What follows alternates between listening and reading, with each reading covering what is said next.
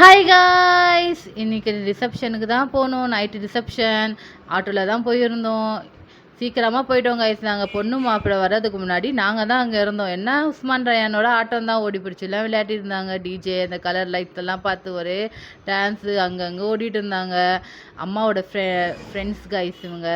அவங்களோட தான் ரிசப்ஷன், அவங்க பொண்ணோட ரிசப்ஷன். நெய்பர்ஸ் கூட சொல்லலாம்.